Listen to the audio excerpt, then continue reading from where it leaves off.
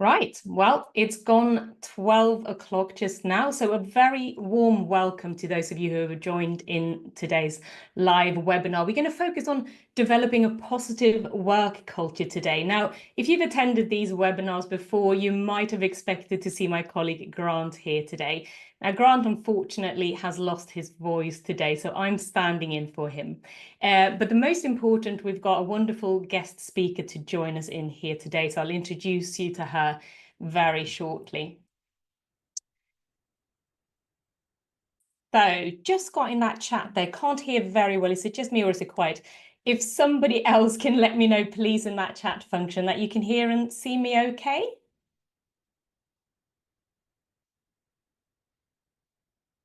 Okay, fabulous. Thank you for that. Great, thank you very much.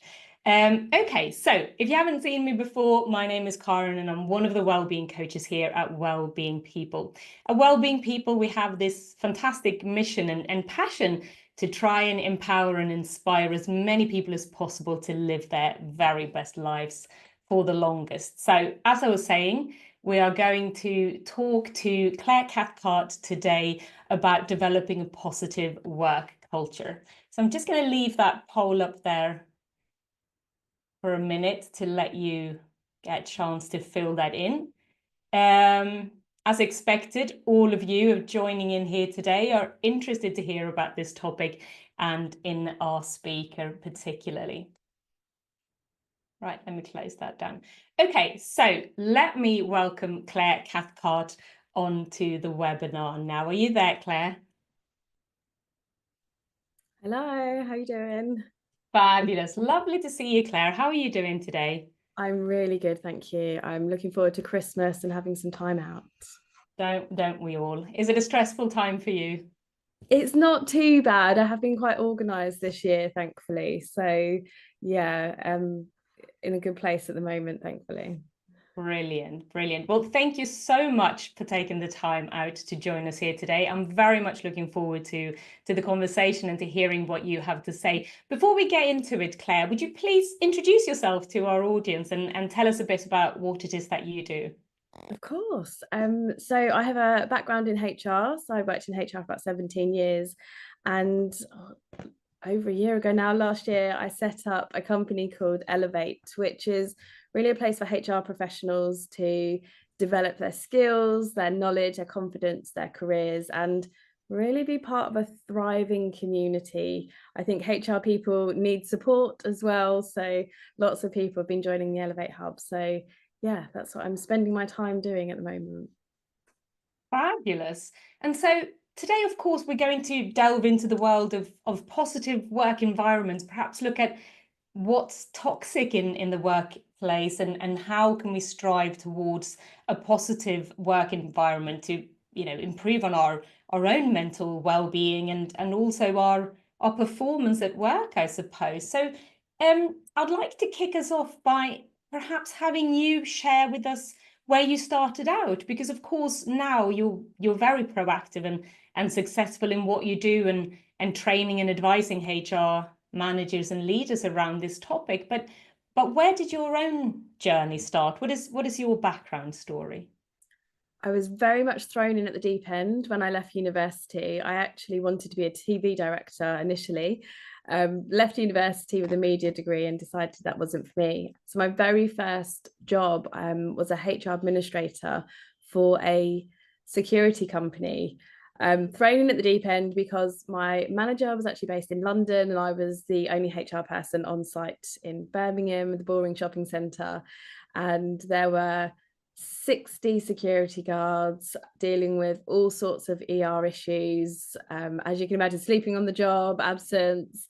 So a real kind of learning experience for me. So yeah, a great way to get into HR. And what was your experience in this first workplace? What was it that triggered you to go down the route that you're in now? I think it was the variety of it. I've been a HR generalist my whole HR career, and you just don't know what you're going to be dealing with. And I think over the years as well, working for different organizations, there have been different cultures. There have been different ways of working, different policies, different practices. It's just been exciting. And I think, you know, I have worked in large corporate companies, FTSE 100 companies, and in kind of more recent years, the smaller scaling startup businesses. And it's different everywhere you go. And yeah, it's just been an interesting and exciting career, I think. Okay, excellent. Now, before we get into the conversation of this, I just want to remind our audience that you should use that chat function throughout today's sessions. If you've got any questions at any time for Claire, please do pop them in there, and now we'll see to them as we get to it. So, Claire, I believe you have a story perhaps that's followed you into what you do today, and perhaps experiencing a toxic work environment yourself. Would you like to tell us a bit about that? Yeah, sadly, I do have a story, and I think many people have experienced toxic work environments. So I worked for an organization, about 1,000 people, global business, and I was working on a fixed term contract for 12 months. And I think I knew quite early on that something didn't feel right with the culture. And the key things that stood out for me that made my life quite difficult, I guess, firstly, was the level of micromanaging and that pressure that it put on me. I'm really experienced in HR. I didn't need hand holding or being told what to do. And there was a tool, I think it was Monday. Is it Monday? Is that the kind of project management tool? And I was actually asked to capture every conversation that I had through the day and put it into this online tool. And straight away I was like, are you actually being serious? Is this what you want me to do? And the response from the chief people officer was very much, yes, because I need to know what's going on in case I'm asked about it. Mm-hmm. And, you know, can you imagine how much time that's going to take up if you're having to record every single conversation you're having? So, yeah, I definitely felt a level of pressure just from that and the way of working. And I think other things were expectations around meetings. So I would have a meeting put in the diary at 6 o'clock in the evening.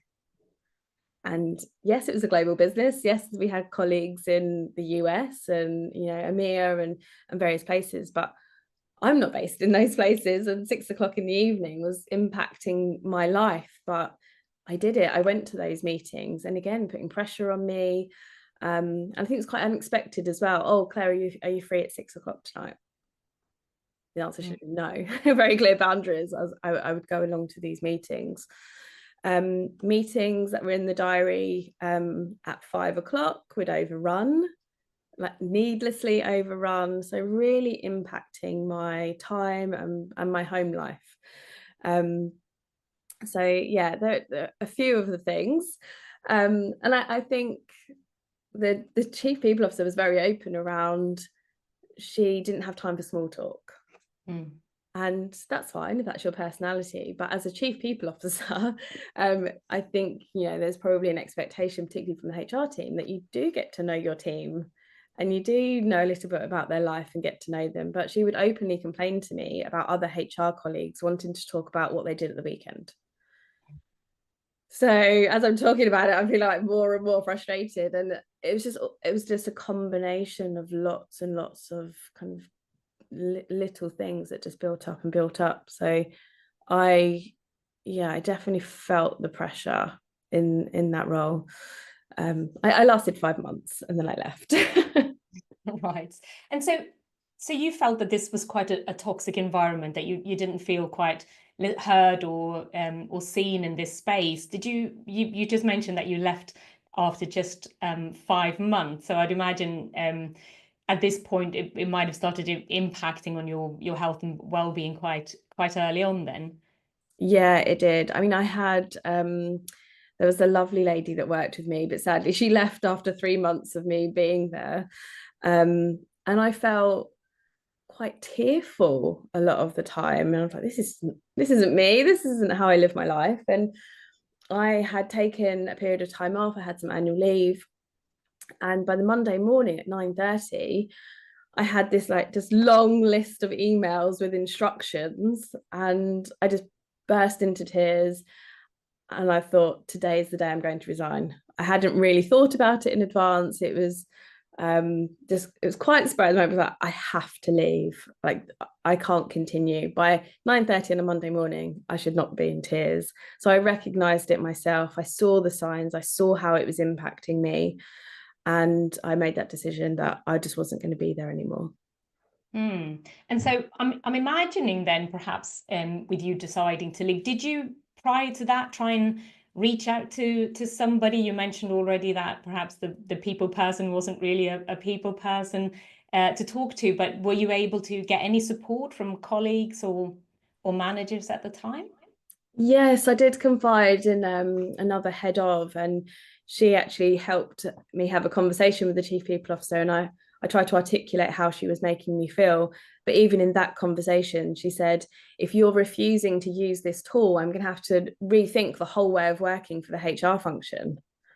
I just sat there, I was like, wow, and I think one of the big things around culture and having a healthy workplace is recognizing individuals and different styles and personality types and experiences. And I think she just wanted this kind of broad brush approach for everyone.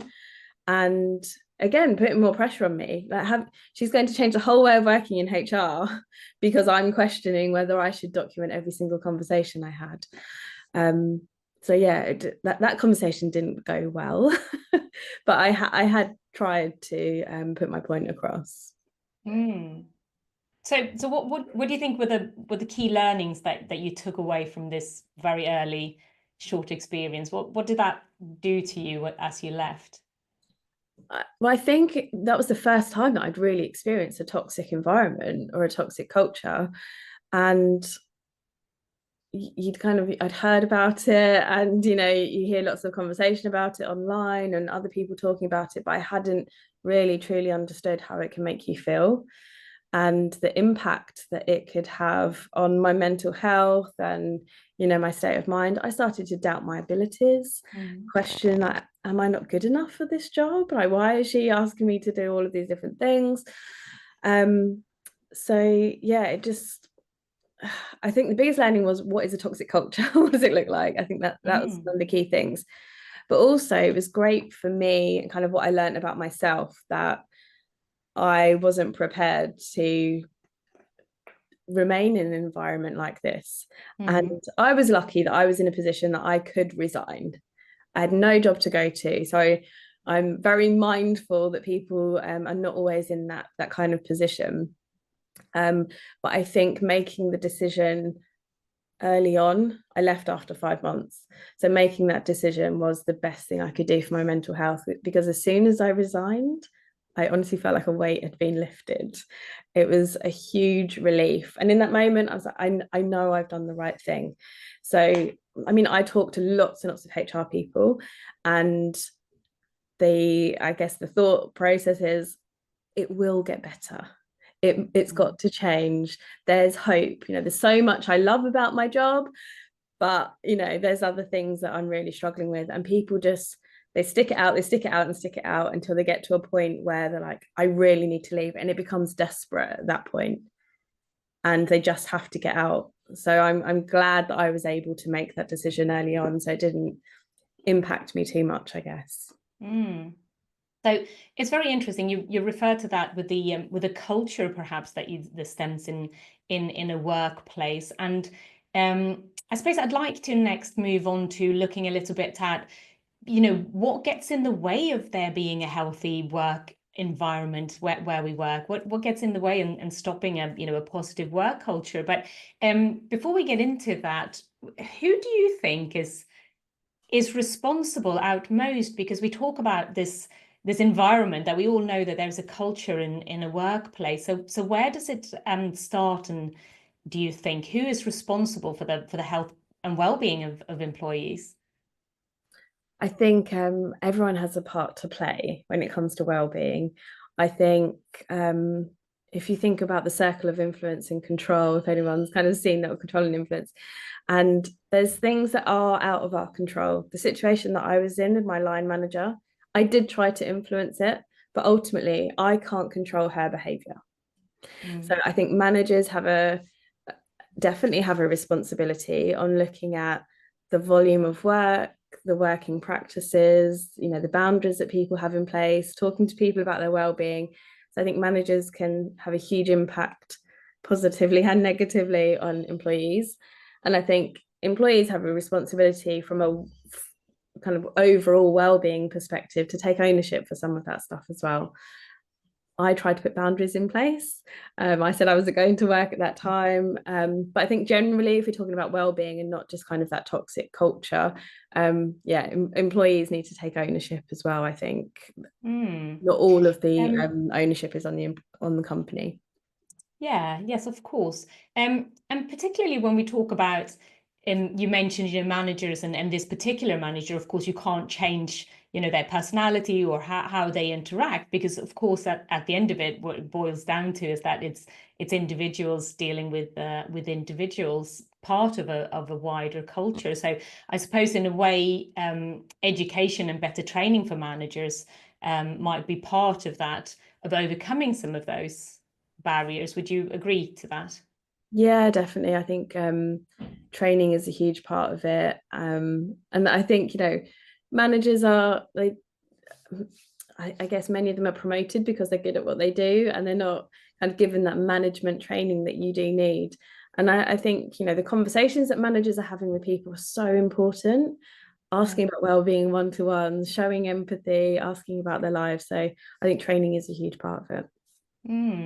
So here at Wellbeing People, we're a small team, and openness and honesty are key policies that that we all follow, and being quite a close-knit small team, it's easy for us to reach out and check in or raise things that what we feel is working well and what's not working so well. Perhaps in a larger organization and with many employees, that can be quite difficult. So in your experience, what sort of major barriers and obstacles do you see towards a positive work culture? I think particularly in the last year or so, and conversations I've had with people, the volume of work seems to be increasing. The amount of redundancies that we're seeing as well. So the work isn't going away, but teams are becoming leaner. And I think this is putting pressure on managers and employees actually, and creating a culture where people aren't taking their breaks. They aren't looking after their well-being. They're prioritizing their work. I was speaking to someone only kind of last week, and they were talking about opening their laptop up in the evening, and it just become a habit. They're working late into the evening, and they're just doing that kind of as part of their daily routine now. And I think it's these kinds of daily practices that actually can impact a culture more than things like initiatives like on tick box initiatives that aren't meaningful. I think your culture is really shaped by how you work, the behaviors you see from people, the conversations that managers are having, sending emails late into the evening and people receiving them on their phone and feeling stressed that they have to respond to it. So I think all of these smaller practices, the daily rituals, I think can really impact a culture. Yeah. And do you think that there is a need for perhaps having regulations around some of those things? Like you were saying, you have a culture of people perhaps sending emails late at night, you get them on your phone, so you're always switched on potentially, right? Unless there are sort of rules in place to encourage people to not do those things and bring work into the evening and into the weekends. I think so. There are countries in Europe that have legislation around these things. It was definitely proposed by the Labour government, but I think it's been shelved for the time being around this right to switch off. I think my view on it is that we are adults, and we almost don't, we shouldn't need that kind of level of kind of governance and having it as kind of law. And also I think we're all different. Some people will want to work in the evening, some people won't. Some people will, want more flexibility, so start later and work later into the evening. So I think if you can recognize what your people need, I think that's the first thing. And the second thing is just role modeling. So from a leadership perspective, I think role modeling is really important. So being aware of the impact of your behavior. So if you are emailing late into the evening, how is that person receiving it going to feel? So, could you delay sending it? So write your email, but delay sending it until the next day, for example. So yeah, I don't think we need strict legislation around it, but I think we need awareness of our behaviours and the impact it can have. You're touching on some really important points there about sort of leading by example. And I find that sometimes when I'm out talking to people as well, and reminding people of sort of prioritizing themselves and their health and well-being. And sometimes people will feed back and say, okay, well, that's great that you've sort of given permission now. So I'm going to, set boundaries around the amount of meetings I fit into a day, or how much time I spend online, or carving out that time for yourself as well. So what do you feel is the sort of the most common obstacles that you see to people actually being able to do that? From my own experience working in HR in very busy roles, I would have back-to-back meetings, and I'd maybe have 6 in a day. And that's hard. That's intense. So small things like having 30-minute meetings as standard, or 45 minutes, at least you have 15 minutes before the next one, that can make a huge difference. There's definitely some theory around we fill the space that we have. So if you have a 45-minute meeting in the diary, you're going to have a 45-minute meeting. So I would really question how much time is actually needed for that meeting, rather than just kind of back to back. Lunch breaks. I'm very, very guilty of this in previous roles, where lunch was maybe a 10-minute quickly grab a sandwich or something, which is not ideal. We definitely need to have rest and a break from our screen. But I've worked in companies where it was TUI, actually, feels like a lifetime ago now. You could order your lunch in advance and kind of go and pick it up. So you can make a choice about what you want to eat when you're not feeling under pressure and harassed and quickly have to make a decision. So you can actually order what you're going to get and then go and collect it from the canteen, saving time. So I think choice is really good. And another organisation I worked for, it sounds really simple, but they had things like egg pots available. So convenience food is normally just chocolate bars and flapjacks and things like that. But actually having a place on site where I worked where you could just grab healthier snacks.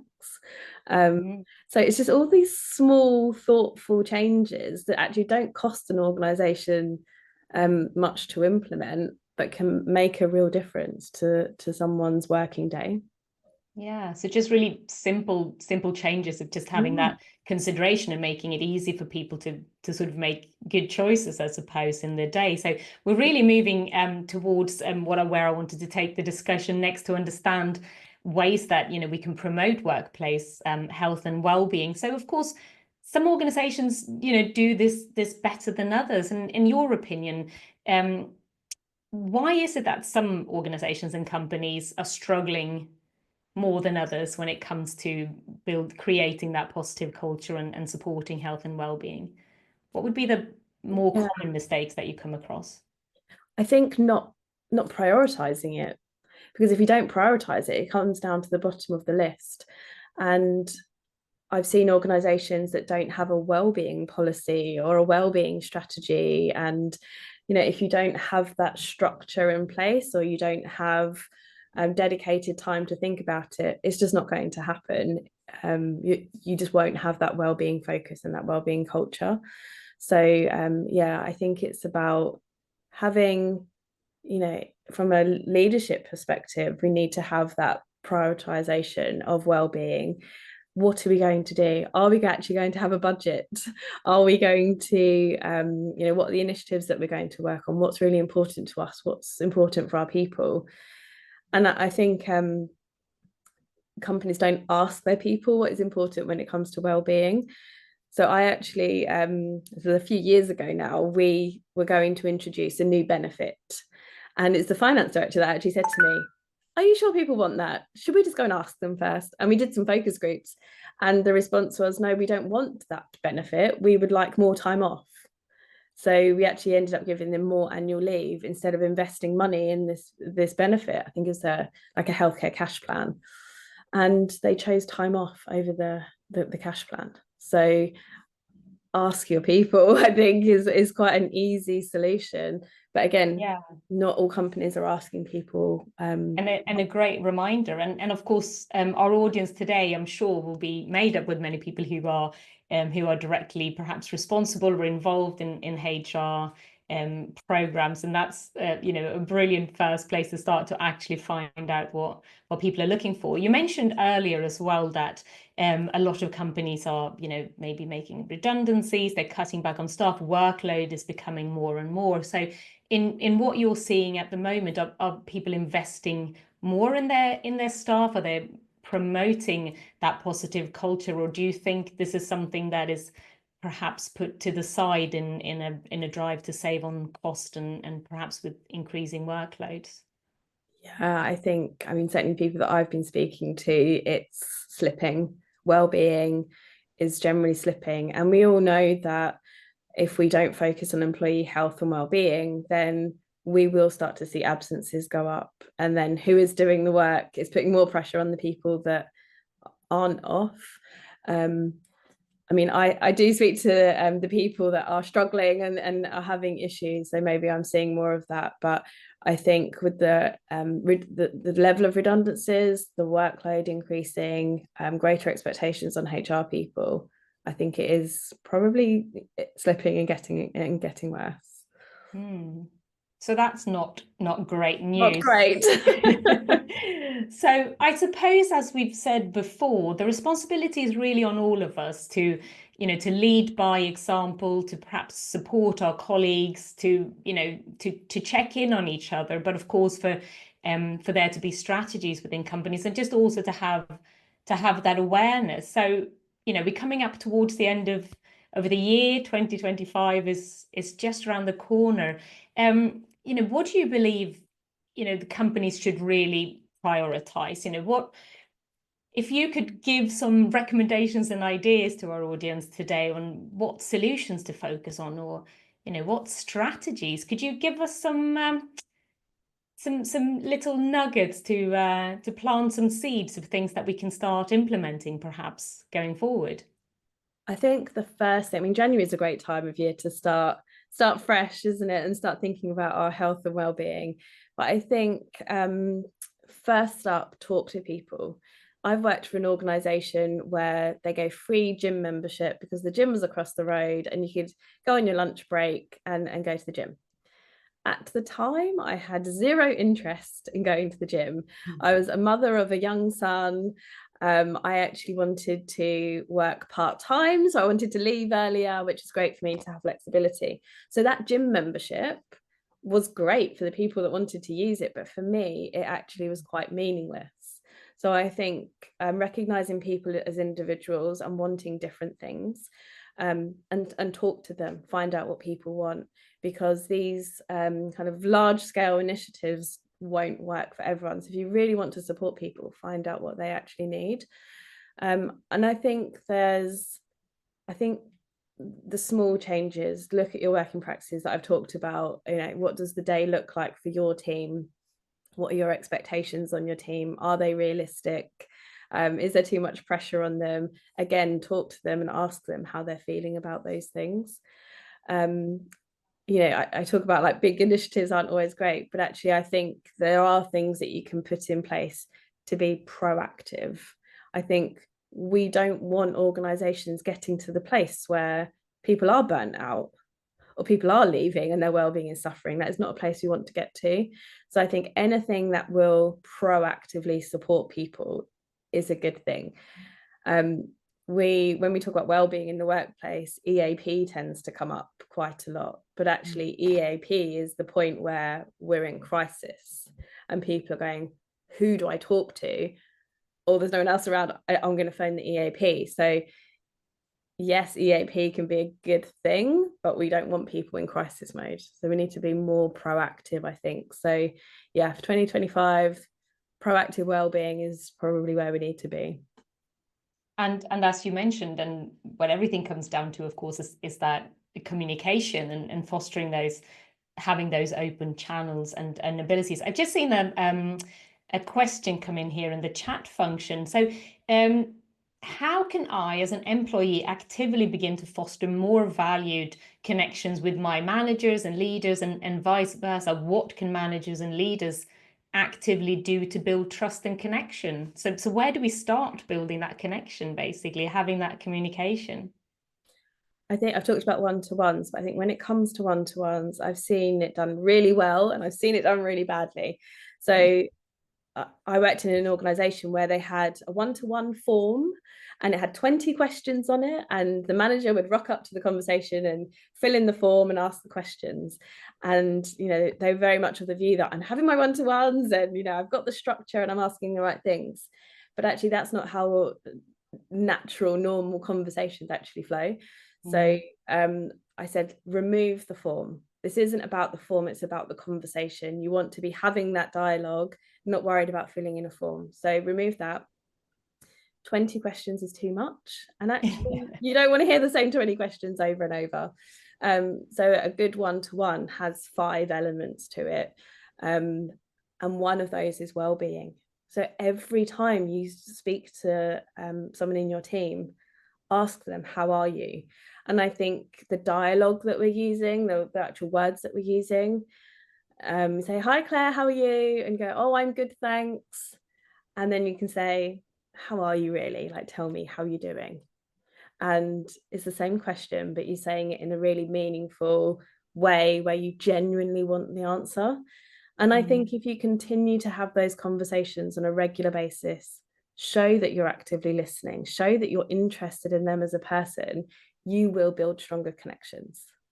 And I suppose that active listening is a skill on one hand to have that ability of actually listening, but it's also the time, isn't it? And you've mentioned the workload and the pressure that so many people are under. So how do we, where do you begin to find that that time and that connection? We've mentioned before the need for better training, perhaps for leaders and managers to have that insight, and perhaps some training in that listening and how to connect with people. But what do you think would be the first step to try and kick that off if you don't have that culture already?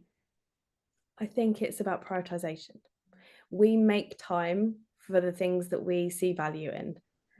So if you believe that having a one-to-one is not valuable, it's going to be one of the first things that goes. And it's almost a dangerous game to get into that, because actually you need people that are connected with you as a manager, are connected to the business, they understand what's going on, they feel valued in order to deliver their best performance. So if you remove that ability for them to connect with you and you just expect them to keep working and working and working, they will fall over at some point. There's Stephen Covey, I'm sure people have heard of him, 7 Habits of Highly Effective People. And what my favorite one is sharpen the saw. And I'm not going to go into the analogy of like sharpening the saw to cut down the tree, but you have to invest time in making sure that the tools and everything are doing the job they should be doing. So do not cancel one-to-ones. And from an employee perspective, how do you think they feel when their one-to-ones keep being cancelled? I'm not valued, I'm not appreciated, they've got more important things to be doing than speaking to me. So yeah, easy thing to do. Don't cancel the one-to-ones, make sure you have them. Yeah, absolutely. And you can totally see how, those things you think, do we really need to have this catch up, and perhaps who makes who makes that decision. So just, having them there, whether they're needed or not, might be a good place to start. Got another question for you come in here. Do you think that employees are really aware that responsibility of health and well-being perhaps starts with them within the workplace? I think some probably more than others, quite honestly. And I think within a workplace environment, it's easy to let the day job take over, and you just get your head down and you're on the hamster wheel all the time. You just keep doing your job and doing your job. But I think it's for the employer, the organization, to consistently and continually talk about well-being and how the employee can help themselves. I think there's probably one of my pet peeves: national awareness days and national awareness weeks, mental health week and that kind of thing. They're great to raise awareness, right? That's not my pet peeve, but it's only talking about well-being for those days or for those weeks. Yeah. Well-being doesn't just happen 1 week a year. We have to be talking about it consistently. Do you have a blog that you can share articles and resources? Do you have an intranet where you can put resources? How are you communicating with employees about their well-being and all of the different benefits and things that are available to them? So I think, yeah, working together, the organization can help employees take ownership for it. But I think actually the biggest thing is the role modeling from the business. Yeah, absolutely. So I think we keep coming back to the importance of communication and having those, building that trust, I suppose, if you like, and having those open channels available as a really key fundamental starting points for looking after our employee well-being. But I've got a question come in here. Do you have any suggestions of what initiatives could be offered within a very limited budget? So I suppose we're thinking, you mentioned before, having those blanket things like offering gym memberships, and perhaps that's not what people want. So I'm assuming you're going to start by that communication. But do you have any ideas and suggestions for the audience member with the question here? Yeah, I think there's lots of things we can do with the very limited budget. My first question that I always ask is, what's the problem you're trying to fix? So don't just throw things in. Make sure whatever money you are spending is going to be received well and valued by people, so you're not wasting the budget that you do have. There are things like we introduced a Slack status. This is a couple of years ago now, and the Slack status, if anyone uses Slack, says things like, I'm traveling, I'm in a meeting, whatever. We actually introduced one that said, I'm not feeling 100%. So for those days where, we're not 100% all the time, that's just the reality, right, of life. So if you're struggling with your mental health, or you have, you're going through the menopause, you've got menstruation pains, your dog died, whatever it is that's making you not feel 100%, we gave people permission to say, I'm not feeling 100% today, I'm working, but I may not show up on my camera, I may cancel a meeting. And how amazing is that, to have that level of, I guess, autonomy? You're showing employees that you trust them. Yeah. And that's a great example of making it very easy for employees as well to communicate that without having to sort of step out of your comfort zone and make a big deal of it, I suppose, in that sense. So a really easy way to get that message across and let people know what's going on. I think this question has led us, we're coming up towards the end of the session here. Certainly we can talk about this all day, but it leads us very nicely on to reflecting on what we've spoken about in this session. And I'd like to ask this other question that's come in. What do you do in the workplace yourself to manage your own health and well-being? What are your own top tips? I've actually started doing this more in the last couple of weeks, actually. And it's saying, no, I can't do that now, but I can do it in the future. So trying to remove some of that pressure off of me. And nobody throughout my whole career, whenever I've said that to people, have gone, no, that's not good enough, I need it now. People are generally quite reasonable. So don't load everything up into one day to say, I may have to get that to you by 2 days time. So I'm starting to put better boundaries in place and saying, no, not now. I'm gonna push that back. I recognize if my brain is starting to feel saturated and that I'm feeling overwhelmed. So the beach is at the end of the road. So I love walking on the beach. So that's something I do quite regularly. I'm not a huge gym bunny. I do go to the gym occasionally, but yeah, walking on the beach is definitely a big thing for me. My mental health is so important, and we have to recognize when we're starting to feel a little bit overwhelmed. So just having that awareness in ourselves, right? And as the question posed earlier as well, it starts with ourselves, doesn't it? And having that awareness and recognizing what we can and can't do. So maybe just less people pleasing and more setting our own boundaries and recognizing what's important for us.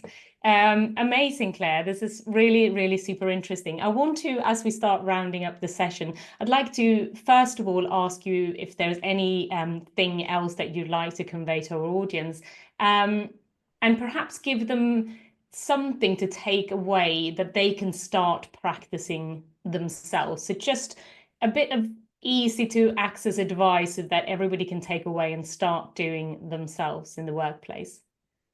I think something for me, and obviously since meeting you guys at the Wellbeing People and having the small changes and the small progress, I think don't just think, oh, for January, I've got to sign up to the gym and I've got to start going to the gym 5 days a week. You don't have to do that. So for me personally, it's things like drinking more water. And it sounds so simple and, maybe a little bit silly, but I'm not great at drinking water, but I have started to do that more. So really feeling hydrated, water, sleep. Don't do this in the workplace, but having more sleep, I think, will help our productivity. Again, I've been guilty through my working career of, staying on my laptop and working late and stuff. But I think making sure that we get good sleep.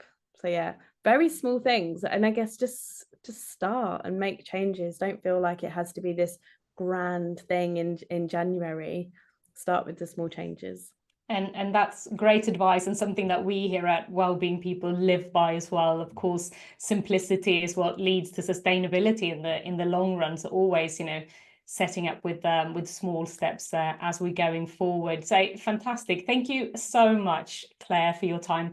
For those of you before you hop off, you can see that I've shared on the screen in front of you now. We've got Claire's contact details. Is that all right with you, Claire? If people have got questions or they want to reach out to you, if you've want to take the communication further, that's there. I've also popped up our feedback questionnaire, so just a minute to answer those will be really super helpful. So before we round up the session, Claire, can I just ask you, what does optimal well-being mean to you?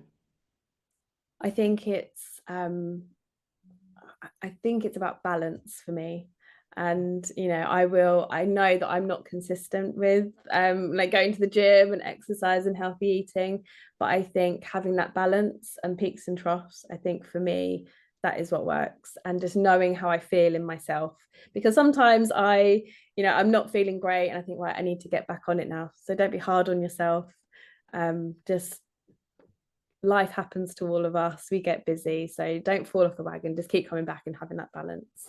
It's so very true, isn't it? Our health and well-being is not a final destination. It's a journey that continues. So absolutely some great advice of, go easy on yourselves. And I think particularly at this time of the year when a lot of us tend to deal with a lot of stress and pressure finishing up the year and getting ready for the Christmas season. So I think that's fantastic advice to everybody.